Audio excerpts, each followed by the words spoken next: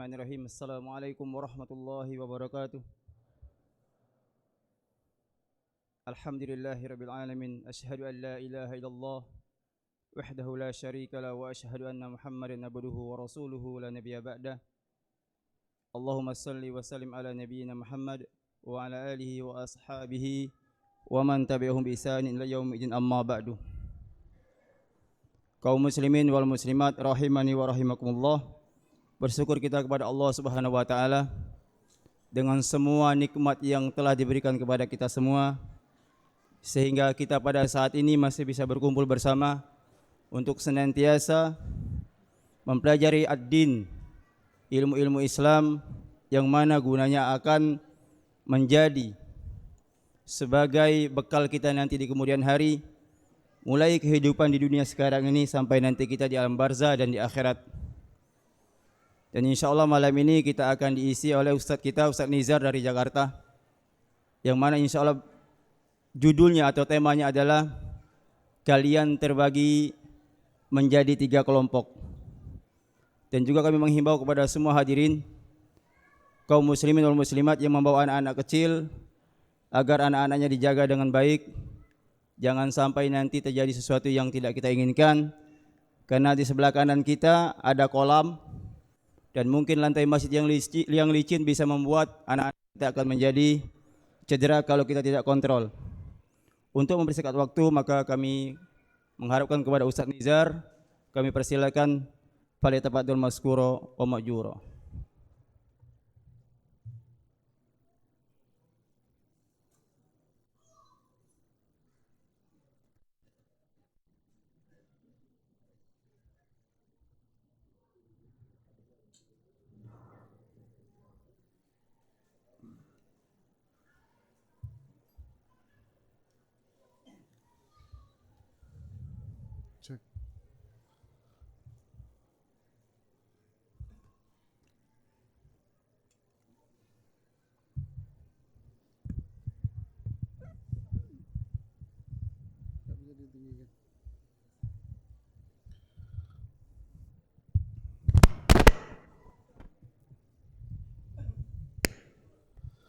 Bismillahirrahmanirrahim. Assalamualaikum warahmatullahi wabarakatuh.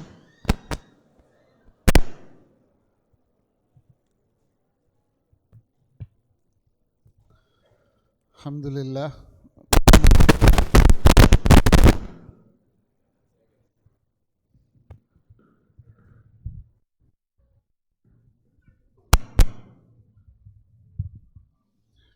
Alhamdulillah, nahmaduhu wa nasta'inuhu wa nastaghfiruh wa na'udzu billahi min shururi anfusina min sayyiati a'malina. May yahdihillahu fala mudilla lahu wa may yudlil fala hadiya lahu. Asyhadu an la ilaha illallah wa asyhadu anna Muhammadan 'abduhu wa rasuluhu la nabiyya ba'da. Amma ba'd. Tidak ada hal yang menyenangkan bagi kita semua ketika kita dimudahkan oleh Allah untuk senantiasa ke masjid, bersegera berlomba-lomba mengisi masjid.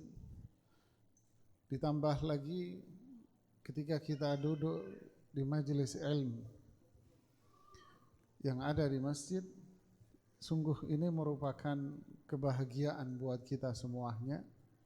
Semoga Allah Subhanahu wa taala memberikan ilmu yang bermanfaat buat kita.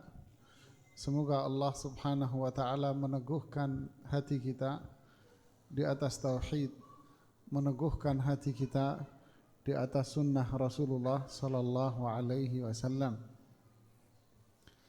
Para ikhwah akhwat yang dimuliakan oleh Allah, banyak pertanyaan yang terungkap dari para anak-anak muda, mereka yang ingin menikah, baik dari kalangan laki maupun perempuan, khususnya terungkap dari kalangan para akhwat ini. Mereka selalu bertanya seperti ini.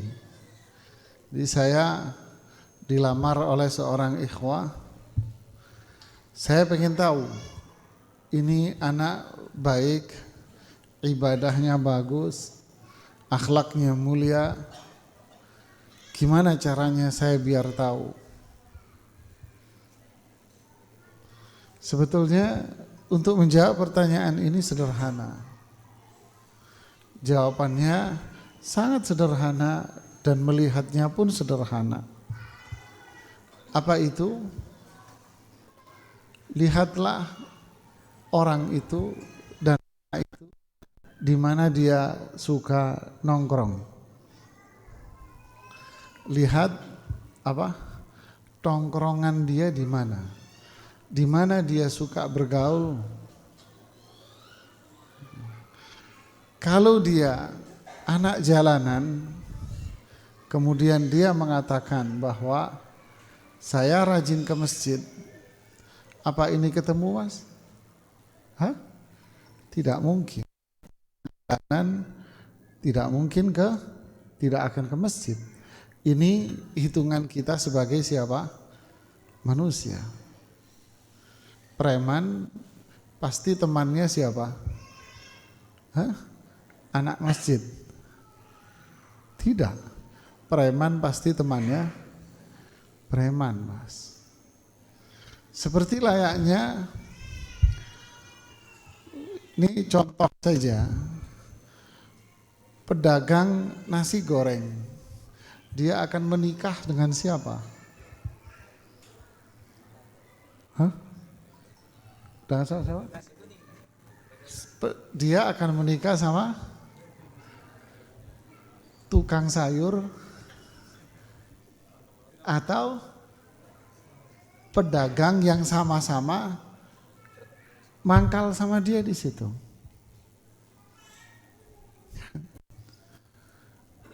Ada seorang laki-laki yang datang sama saya, dia datang mengeluhkan istrinya. Dia menangis mengeluhkan istrinya. Dia bilang, Ustadz, istri saya ini melawan. Kalau disuruh sholat marah-marah, malah berontak dia. Disuruh pakai jilbab marah-marah Ustadz, dia berontak dia. Kemudian dia menangis di depan saya, ini suaminya. Saya bertanya sama dia, Mas, kamu ini, orang Jawa bilang nemu mas, kamu ini dapat di mana istrimu? Anda dapat dari mana ini istri? Ketawa dia. Lalu dia mengatakan, saya supervisor seorang di sebuah perusahaan. Kebetulan perusahaan ini mengawasi toko-toko yang ada di mal-mal. Lihat, pedagang nasi goreng nikah sama siapa? Tukang sayur. Kerjaan saya mengawasi toko-toko yang ada di mal-mal. Berarti dia bakal menikah sama siapa? SPG. Faham? Oh, jadi suamimu itu istrimu itu SPG. Iya Ustadz, istri saya SPG. Oh, SPG itu suka ngomong begini, boleh ngelihat saja nggak apa-apa. Begitulah manusia. Ada seorang sahabat datang menemui Rasulullah Sallallahu Alaihi Wasallam. Sahabat ini bertanya kepada beliau, Ya Rasulullah, inna qauman yuhibbu qauman, lama yalhaqu bihim. Wahai Rasulullah, ada seorang kaum, sekelompok orang menyukai sekelompok orang yang lain. Tapi mereka yang menyukai kelompok ini, dia tidak mungkin berbuat seperti dia. Faham? Si A suka sama si B. Tapi si A tidak mungkin bisa berbuat seperti si B. Lalu Rasulullah SAW menjawab, An-nasu ma'aman ahab. Manusia itu kelak akan bersama dengan orang yang dia cintai. Makanya Rasulullah SAW mengatakan, "Awthaqu ural iman al-hubbu fillah wal bughdu fillah." Ikatan iman yang paling kuat itu adalah cinta karena Allah dan benci karena Allah. Perhatikan hadis ini. Seseorang suka, bukan suka dalam artian mencintai bahasa anak muda. Tidak. Ya, saya senang sama si fulan. Tapi saya nggak mungkin menyukai mereka. Tidak mungkin saya bisa seperti dia. Maka kelak di akhirat dia akan bersama dengan orang yang dia cintai itu. Imam Syekhul Islam Ibnu Taimiyah rahimahullah mengatakan, lihatlah dampak dari seseorang yang loyal, suka terhadap seseorang yang lain.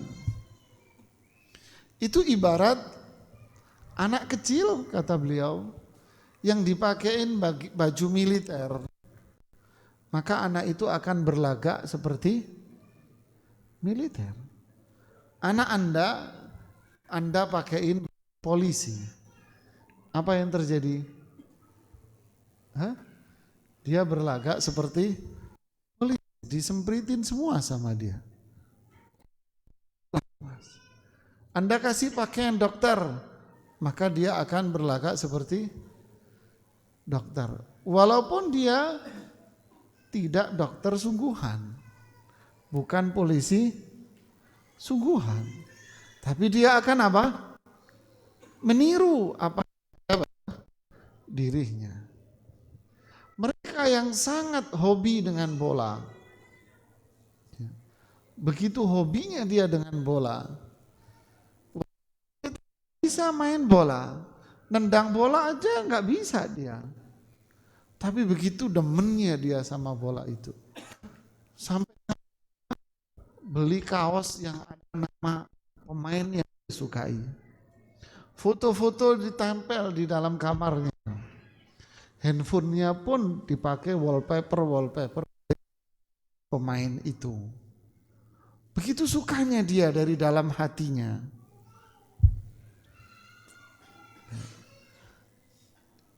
Rasulullah SAW mengatakan, "An-nasu ma'a man ahab." Manusia itu kelak akan bersama dengan orang yang dia cintai. Di mana itu? Di akhirat, Mas. Di surat At-Takwir Allah berfirman, "Wa idzan nufusu zuwijat." Ketika jiwa-jiwa itu dikumpulkan jadi satu dengan sejenisnya. Sebelumnya kapan? Sampai Isya selesai atau Isya dilanjutkan? Materinya bisa saya melarin, materinya bisa saya sempitin. Saya ngikut takmirnya, tuan rumah masjidnya.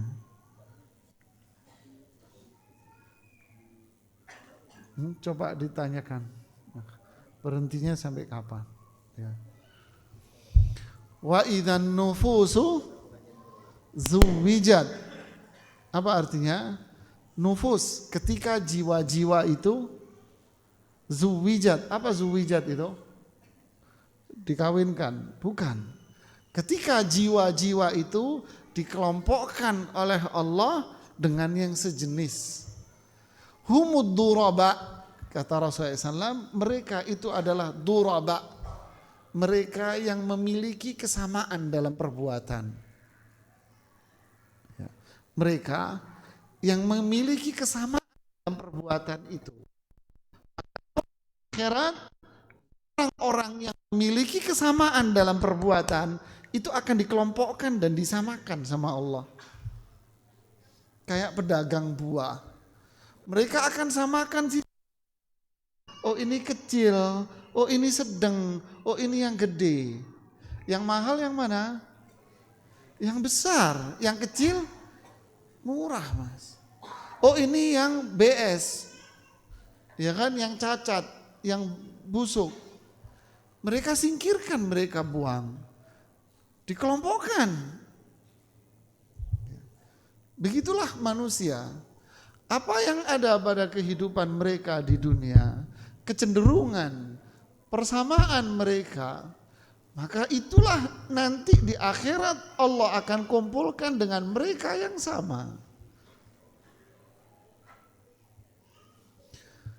Seorang sahabat datang menemui Rasulullah sallallahu alaihi wasallam. Ya Rasulullah, mata sa'a? Wahai Rasulullah, kapan hari kiamat? Rasulullah menjawab, madza a'datta laha? Apa yang kamu persiapkan untuk hari kiamat itu?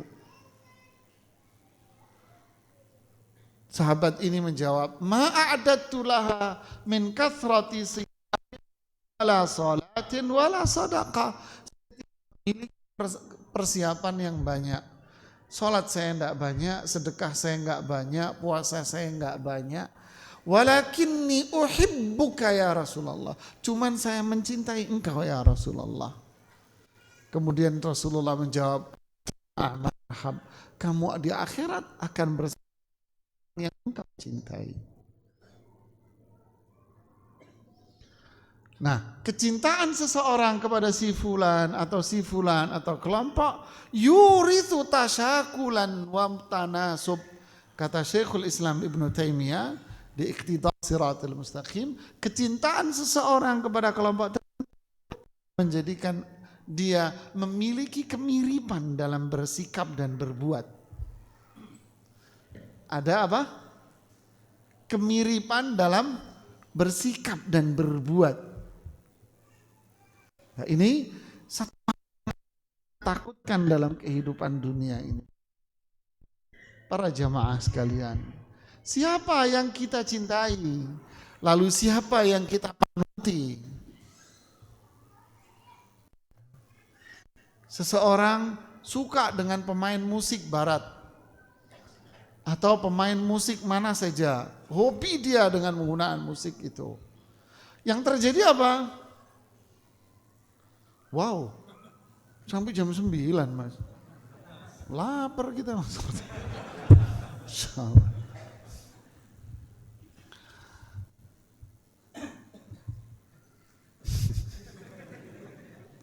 Diam saya akhirnya jam 9. Jadi nggak bisa dicolek ini, kayak perempuan lagi ngambek. Jadi harus apa? Pelan-pelan mas. Ya, jadi istrimu kalau ngambek pelan-pelan mas. Kalau kamu begini bunyi loh. Jadi kalau istrimu ngambek ya jangan kasar-kasar. Kalau kasar bunyi nanti. Jadi gimana? Pelan-pelan. Dideketin saja mas. Tuh bunyi kan? Bunyi. Tapi bunyinya itu enak gitu. Tapi kalau kamu kerasin begini akhirnya. Ya, ini satu pelajaran buat kita ya. Menghadapi siapa? Menghadapi orang yang sensitif. Oke, tadi sampai mana saya ngomong tadi? Jadi kecintaan seseorang terhadap orang lain akan apa? Yurith tasyakul tanasub, akan menghendaki apa? Persamaan. Si fulan sangat ngefans sekali dengan penyanyi. Ya, nyanyi barat atau apa. Maka yang terjadi pada dirinya apa? Hah? Dia akan mengikuti apa yang ada pada diri orang itu. Hari demi hari dia akan ikuti perkembangannya, mas. Apalagi kalau dengar lagunya dia.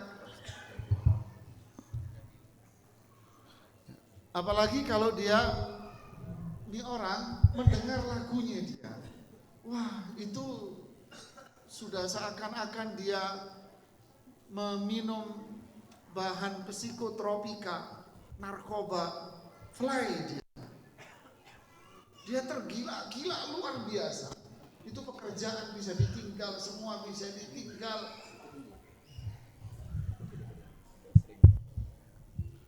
Semua akan ditinggal pada dirinya, mas. Pada akhirnya sikap dan perbuatan dia akan Ini akan berbahaya. Ini berbahaya. Maka apa yang ada pada diri seseorang di dunia, itulah yang akan muncul pada dia di akhirat. Maksudnya apa ini pembahasan? Pembahasannya seperti tukang buah tadi. Dikelompokkan jadi berapa sama tukang buah? Jadi 3. Kecil, sedang, besar. Begitulah manusia di akhirat. Allah akan kelompokkan manusia itu jadi 3, Pak. Itulah judulnya. Dari mana dasar pengelompokan itu? Pengelompokan itu dasarnya adalah apa? Kesamaan. Anda mirip siapa? Yang jelas kriteria A, B, C sudah dikasih tahu oleh Allah. Ya. Kriteria A, B, C sudah dikasih tahu. Lalu kita akan menilai sendiri. Nanti saya mau masuk di mana? Allah mengatakan di surat Al-Waqi'ah, fakuntum wa kuntum azwajan berapa?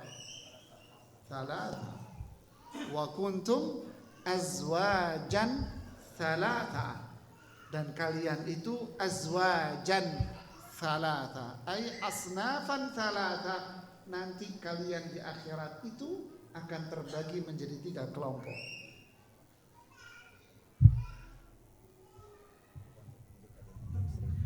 Kalian akan terbagi menjadi 3 kelompok. Kalau pakai streaming pakai ini aja, Mas. Ya. Kalian akan terbagi menjadi berapa? 3 kelompok. Di mana? Di akhirat. Ya, di akhirat. Di akhirat berarti manusia itu ada berapa? Ada 3, Mas. Oh, ini di mahsyar. Oh, ini kelompok A, ini kelompok B, ini kelompok C. Apa kelompok ini? Kita sebutkan kelompoknya dulu, baru nanti kita akan sebutkan ciri-ciri masing-masing kelompok. Lalu lihatlah diri kita berada di kelompok yang mana. Allah mengatakan apa? Fa ashabul maimanati ma ashabul maimanah. Kelompok yang pertama ternyata disebut dengan kelompok ashabul maimanah. Kelompok yang ada di sebelah kanan. Kelompok yang di sebelah kanan. Jadi kalau main sebuah permainan olahraga, oh ini grup sebelah kanan. Ya. Wa ashabul mas'amati ma ashabul mas'amah. Kelompok yang kedua berada di sebelah kiri. Wasabiquna sabiqun ulaikal. Ada kelompok yang ketiga disebut kelompok as-sabiqun. Kelompok yang berlomba-lomba. Siapa? Mereka langsung masuk ke depan sana. Satu-satu. Kenapa mereka disebut kelompok kanan? Karena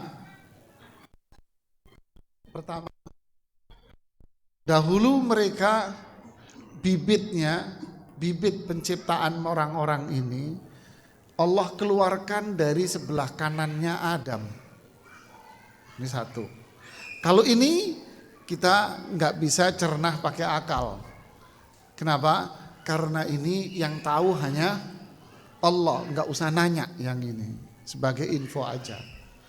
Yang kedua, karena mereka ini disebut kelompok kanan, karena mereka berada di sebelah kanan arsy Allah. Mereka berada di sebelah kanan arsy. Yang ketiga, karena mereka disebut kelompok kanan itu mereka mendapatkan catatan amalnya itu dengan tangan kanan. Fa amma man utiya kitabahu biyaminihi.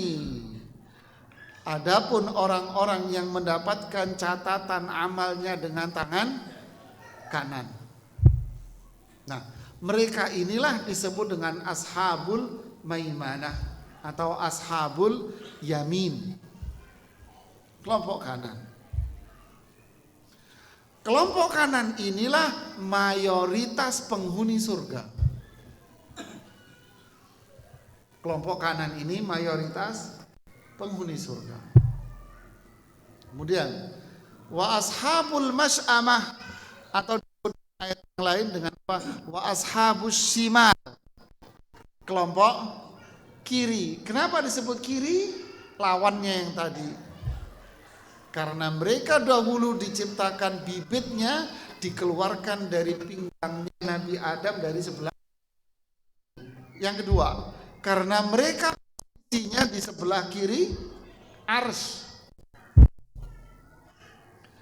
Yang ketiga, karena mereka mendapatkan catatan amalnya dengan tangan kiri.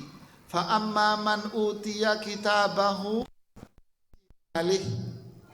Adapun mereka yang mendapatkan catatan amalnya dengan tangan kiri, mereka inilah disebut dengan kelompok kiri. Mereka kelompok kiri inilah mayoritas dan semua penghuni neraka.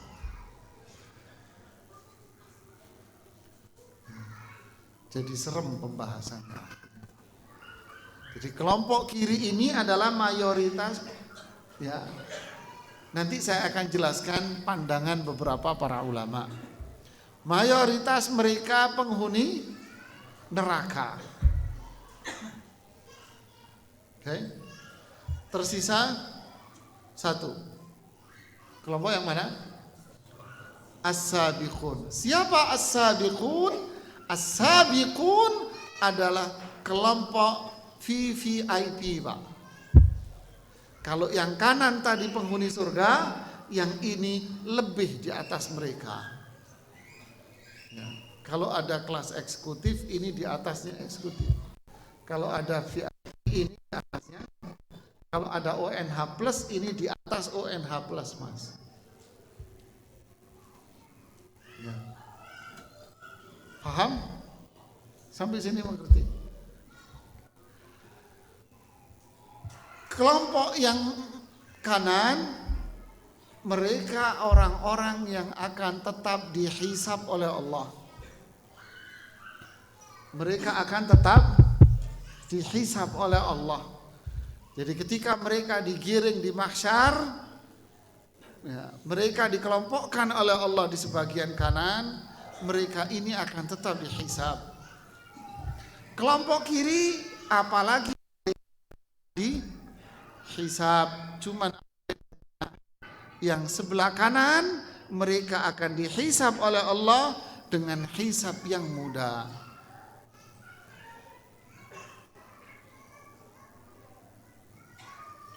Mereka dihisab oleh Allah dengan hisab yang mudah. Fasaufa yuhasabu hisaban yasira. Mereka akan dihisab oleh Allah dengan hisab mudah. Sedangkan yang kiri mereka akan dihisab oleh Allah dengan hisab yang keras, Pak. Apa perbedaan hisab mudah dengan hisab yang keras? Dulu kita sekolah, atau Anda yang punya anak kayaknya masih muda-muda ini. Dulu sekolah waktu penerimaan rapot. Ya, penerimaan rapot itu dipanggil satu-satu kan oleh wali kelasnya. Panggil satu-satu, terus ngobrol kan sama wali kelas kan? Coba perhatikan. Ada siswa ketika penerimaan rapot itu dipanggil oleh wali kelasnya, ada yang ngobrolnya itu lama banget. Itu yang di belakang pegel Punya lama banget ini ngobrol apaan sih? Ya enggak? Kok lama setengah jam lebih, 45 menit lebih ngobrol di depan sama wali kelasnya. Ya tidak? Yang di belakang pegel, lama banget. Ada lagi anak datang dipanggil, cuman sebentar saja. Ya enggak? Dikasih ini rapotmu, dia ngomong apa kita nggak denger, tahu-tahu nggak sampai 5 menit atau 5 menit pergi dia. Cepet amat dia, enak ya. Tadi kok lama, bener enggak? Nah kira-kira begitu deh mas. Paham tidak? Paham cepetnya tapi bingung Anda. Ya kan? Ada orang anak yang nggak melewati hisab ini enggak mas? Nggak usah. Nggak pakai hisab ini, nggak pakai hisab ini, enggak. Ngapain? Ya nyelonong aja dia, nggak usah ngambil rapot dia langsung. Siapa? Mereka inilah kelompok yang masuk surga tanpa hisab. Yang mana yang masuk surga tanpa hisab? As-sabiqun. Oke, paham sekarang? Lebih tajam Allah mengatakan di surat Fatir ayat 32. Tsumma awrathnal kitabal ladzina istafaina Tsumma awrathnal kitabal ladzi istafaina min ibadina faminhum zalimun li nafsihi wa minhum muqtasid wa minhum sabiqun bil khairat. Tsumma awrathna, lalu kami mewariskan Alkitab, ya, Alkitab, Al-Quran, kitab-kitab yang terdahulu. Kepada siapa? Kepada hamba-hambaku yang aku pilih. Ternyata manusia yang menerima Al-Quran, manusia yang menerima Al-Quran ini ternyata mereka terbagi jadi 3. Faminhum zalim, di antara mereka ada yang zalim. Yang kedua, faminhum muqtasid, di antara mereka ada yang biasa-biasa saja. Yang ketiga, sabiqun bil khairat. Yang ketiga ini dia menerima Al-Quran, memegang Al-Quran, lalu dia lari Pak 100 meter dengan kecepatan tinggi. Artinya apa? Dia berlomba-lomba untuk mengamalkan ini. Inilah kelompok ketiga. Sebagian para ahli tafsir, saya bilang sebagian ahli tafsir ya, mengatakan yang dimaksud dengan zalimun li nafsih, orang yang menzalimi dirinya adalah kelompok yang mana? Yang mana? Yang kiri. Ini pandangan sebagian para ahli tafsir. Ya. Itu adalah kelompok yang kiri. Karena surat Al-Fatir ayat 32 ini senada dengan yang di Al-Waqiah tadi. Ya, yang dibagi menjadi 3. Jadi di antara mereka ada yang zalim, berarti masuk kelompok kiri mereka. Muqtasid, di antara mereka ada yang kategorinya apa? Sedang. Yang sedang ini berarti yang mana? Yang kanan. Wa minhum sabiqun bil khairat, di antara mereka ada yang berlomba-lomba dalam melakukan kebaikan. Berarti yang mana ini? As-sabiqun, yang masuk surga tanpa dihisab. Kalau al-yamin tadi masih dihisab, tapi hisabnya apa? Ringan. Sampai di sini paham? Paham? Ya. Oke. Lalu apa ciri-ciri ketiga kelompok ini? Paham? Ngerti? Ya. ini pembahasan agak panjang. Ya. Makanya saya bilang mau dicepetin bisa, dipanjangin bisa. Tapi kalau dipanjangin saya yang pegel. Pertama, cirinya adalah camkan ini. Ciri yang pertama ini diriwayatkan oleh Imam Ibnu Jarir At-Tabari dalam tafsirnya dengan jalur periwayatan beliau sampai kepada Ibnu Zaid. Ciri mereka ketiga ini berkaitan dengan ilmu. Yang berkaitan dengan ilmu. Apa yang dimaksud dengan ilmu ini? Nanti dulu sebelum saya lanjutkan. Apa yang dimaksud ilmu? Hah? Apa yang dimaksud ilmu? Ilmu syar'i. Tingkat pemahaman, semangat dia untuk belajar. Apakah tiga kelompok ini dilihat dari sudut pandang belajarnya? Terlalu tinggi mungkin bahasa saya, mohon maaf ya. Ciri yang pertama berkaitan dengan apakah dia rajin ngaji. Nah, paham? Nah, kalau tadi kayaknya terlalu tinggi bahasanya. Berkaitan dengan apa? Dia rajin ngaji enggak? Yang dimaksud ngaji ini apa? Rajin datang ke pengajian tidak? Rajin baca buku tidak? Ya, buku apa yang dibaca? Ya buku diniyah syariah. Paham? Nah, kalau berkaitan dengan ilmu, poin pertama, maka kita bicara kelompok yang kiri dulu. Kelompok kiri, orang-orang seperti ini malas datang ke pengajian, Mas. Ini saya sederhanakan loh ya. Saya nggak pakai bahasanya riwayat Ibnu Jarir. Kalau pakai bahasa beliau, saya takut Anda nggak mudeng nanti. Ini saya sederhanain. Jadi kelompok yang kiri berkaitan dengan ilmu, apa mereka? Malas ngaji, Mas. Nggak mau ngaji, nggak mau belajar, baca buku enggak. Nggak mau belajar syariah nggak mau. Belajar rukun iman nggak mau, belajar rukun Islam nggak mau, sholat nggak ngerti. Nggak ngerti sholat, nggak paham. Mana yang haram dia nggak ngerti. Nggak ngerti sudah. Nah, ketika dia nggak paham sama sekali, maka yang terjadi dengan kelompok yang kiri ini, apa yang terjadi dengan mereka? Apa? Memperturutkan hawa nafsu. Ya karena dia apa itu? Apa? Bahasa kerennya bahlul. Tahu bahlul, Mas? Ya, ini bahasa kampung Arab. Nggak ngerti, jahil. Sehingga cenderung apa dia? Memperturutkan